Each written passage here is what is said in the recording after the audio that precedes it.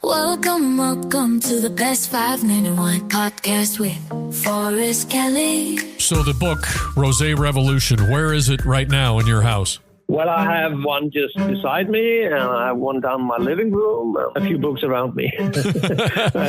Everybody who comes over, they're fully aware that you wrote this book and that they need to read this book, right?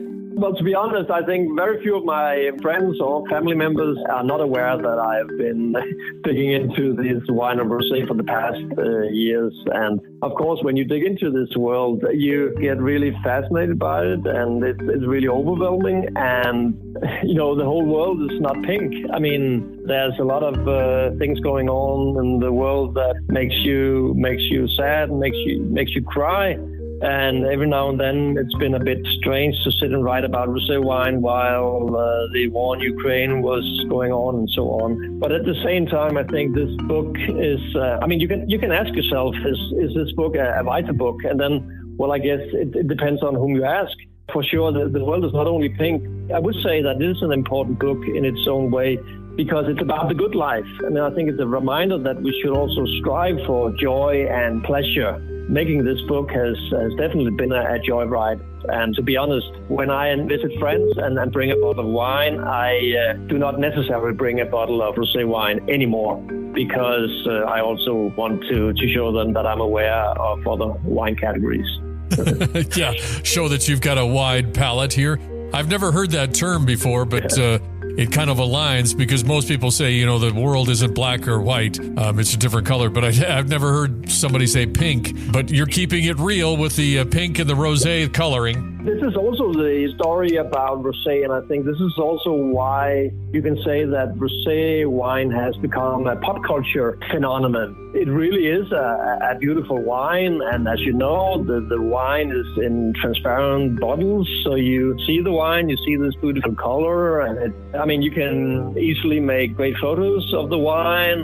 Lots of people like to put photos on social media, and I think this is a part of the success of rosé. It's become a pop culture phenomenon, and it's been affecting several current megatrends like, health and anti-stress, also climate and sustainability. I mean, I don't know about you, Forrest, but I don't eat as much red meat as I did before. I eat more fish, more vegetables, or white meat. And I think a lot of people are changing their habits the same way, and this increases the demand for something light, pale, and chilled. And I think this is also a part of why rosé wine has become more popular. Yeah, cut down on red meat and red wine. Well, if you look at the numbers, the consumption of white wine is quite steady. But if you look at market shares, then you see red wine decline, and you see rosé on an upward trend. Okay. Can I elaborate a bit more about this? Because yeah. Look out, everybody! Rasmus is going off. All right, go ahead. Go ahead. No. I was just talking about this beautiful wine. You know, there's a lot of pictures on social media, and there are a lot of popular hashtags that kind of exposes rosé wine. And I think you should not be fooled by this, thinking that just because you see a lot of pictures of the wine on social media, and because some of the wine is served in quite creative bottles with some creative illustrations, then it's not a good wine. There's a whole lot of good wine being made. And I think it's also about new generations of wine drinkers who changed the mindset or had another mindset than the older generations of wine drinkers. And if you look into when rosé became more popular, it was actually just after the millennium. And it was around that time where the millennials started leading this rebellion and giving the finger, well, sorry for my French, but giving the finger to the wine industry's possession of rosé as a half-finished, shabby red wine. And instead, they started praising the wine for its pink elegance.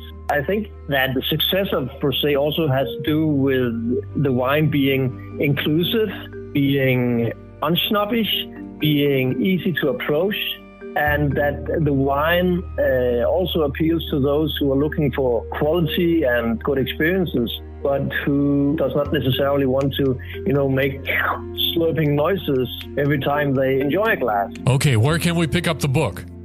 It should be all over the U.S. It's in bookstores all around the country. Our publisher is Interlink Publishing from Massachusetts, but they are globally distributed by Simon & Schuster. Rosé Revolution is no ordinary wine book. It's a book about rosé, and just like the wine, it's easy to access. It's driven by personal stories and imbued with a passion that drives leading producers and increasingly attracts consumers. The book does not tell you what to drink, but it makes you know more about what you drink and who is behind it. And it tells you this fascinating story about an ugly-duckly transformation that reflects how perceptions of this wine have shifted dramatically over the year. I think this is a great story, and it's a story that needed to be told.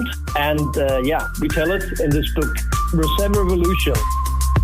The best 5-minute wine podcast. Don't forget my favorite part. Please like and follow. Oh.